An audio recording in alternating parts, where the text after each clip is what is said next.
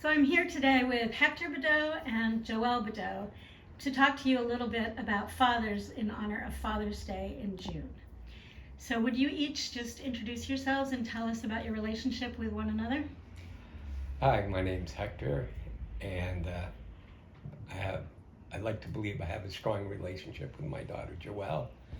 We adopted her when she was a baby, 6 or 8 months old, and it's so wonderful to see how she's grown up. And I'm Joelle, the daughter. And it was nice having him as my dad growing up since I was a baby. So, known him my whole life. All right, thank you. So Hector, can you say a little bit about what you sort of expected, what your hopes and dreams were about being a dad, and how that played out as you were a dad to Joelle? Well, I have to say, when you're young, you have high ambitions and set high goals, and then reality sets in of what it's like to raise a child. And raising Joelle was actually quite easy because she was a wonderful child and somewhat shy, but I think it has turned out well. Great. So you also have other children, though, and some of them have backgrounds of trauma or attachment challenges. So how was that compared to your expectations? How was parenting children with those challenges?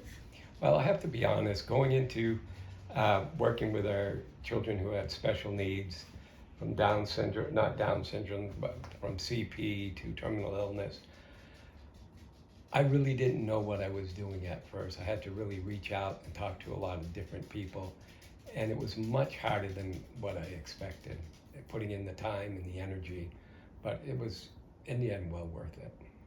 So what was the biggest challenge that you feel you weren't prepared for? I think the biggest challenge I wasn't prepared for, even though I knew it was coming, was the death of my 3 children who were terminally ill. You know it's coming, and you try to get mentally prepared, but when it happens, it really strikes your heart. So that was a big challenge. What's one thing you've learned about interacting with and caring for children who have trauma that you would pass on to other parents? I'd like to think I was somewhat of a role model in this, but sometimes how you see yourself and how other people see you are often two different things. But I found over the years that children really are perceptive, whether they have special needs or not, and you have to be authentic. You have to be real. Kids can tell if you're faking or whether you're sincere. So being sincere and letting the child know they're special and that you really care sincerely, that goes a long way. Okay, great. And what is one of your greatest joys of having been a parent to many children over the years? There's lots of joys, but this may seem like a simple one, but one of my favorite things when we were all home, when there were large numbers of kids, is after dinner we'd sit around and people would share stories of camping trips or things they did, and we'd have interaction that way, and we'd have some good laughs up in Vermont and then also in Philly when people would start joking around. So you've talked about both joys and hard times. What were some of the supports that helped you over the years, or supports you think now people that are fathers should be looking for? There are several supports that I reached out to. There were a number of adoption organizations we were involved with, also involved with Attach and the trainings that they provide. But I think one of the most important things is try to continually educate yourself in what you're doing in parenting and being open to learning new techniques and not rely on, well, that's the way I grew up type of attitude, that you try to be sensitive to the kids and use the tools that are out there. Great. And one of the tools Attach provides are monthly online support groups. If those had been available back when you were in the thick of it with parenting, would you have found that helpful? Yes, especially if there were people in the support group that had a large number of kids. It's really hard for people to relate to where I was coming from, having 22 kids, and finding other people who had similar large families so we could share and be a support that way. Okay, great. So I have one last question for you for now as we turn to Joelle, and that is, as an adoptive father who, as you said, had a good relationship with Joelle and other children, how did you feel or how did you respond when they wanted to meet or find out more about their birth parents? From the beginning of us adopting kids, we just saw ourselves as stewards, as we're there for their lives until they're ready to go out on their own. And we've always felt that them reconnecting with their birth family was really important. We've done it with a number of our kids, and I think it's really important. We're not the only thing in their lives. Their birth family is very important to them, and it's a need that needs to be filled. So we have always been supportive in this. Great, thank you. So turning to you, Joelle,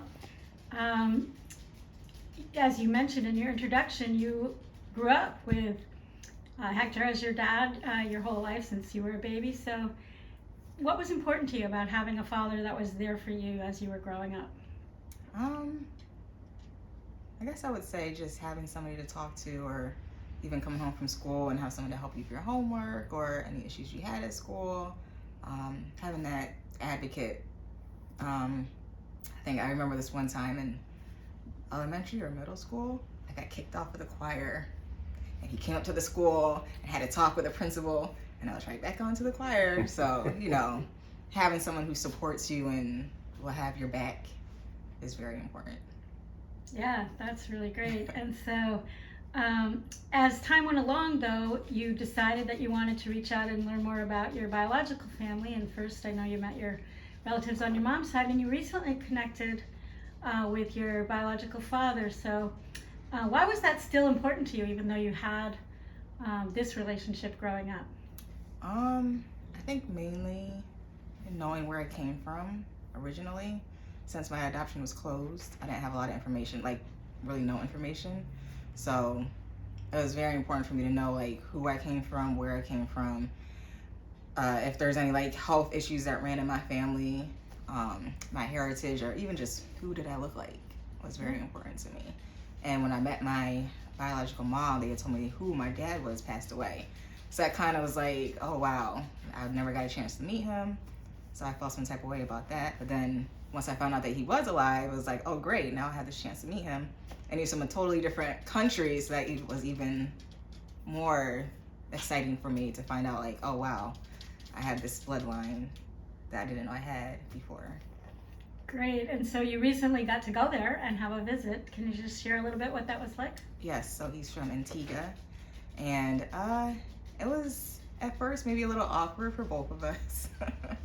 But after a while, he embraced me. We went around and I met a lot of cousins, and he was just very excited that I was his daughter. I was excited that he was my father. And I did see a lot of resemblance between me and him. It was just exciting to see like where I came from, like my dad's side of the family. Great. And do you think that this full circle of completing and meeting your birth side of your family and your father, is that going to influence in any way your future relationship with Hector, who's sitting beside you? No, not at all. I tell people all the time, like, this is my dad. This is who raised me. And Danny, who's my biological dad, is also my dad because, I wouldn't be here if it wasn't for him. But it's nice to have a relationship. Both the relationships are good. And I'm happy that they're both in my life. Thank you. And so, Hector, just turning back to you, I wanted to know, was there any final thing that you would want to say, especially for fathers watching this, maybe who are just getting started or who are struggling right now? Like, what's your final thing you'd like to say for the dads watching? I think for the dads watching, I think the most important thing is to be who you are. Be vulnerable. My kids have seen me cry over graduations, and you don't have to be the macho man. You can be the caring, compassionate person who's there for the kids, and let yourself be a little vulnerable so the kids really know who you are, not just the authoritarian person in the house. Okay, well, thanks both of you very much, and to everyone watching, I hope you have a wonderful month of June, including however you honor Father's Day in your life.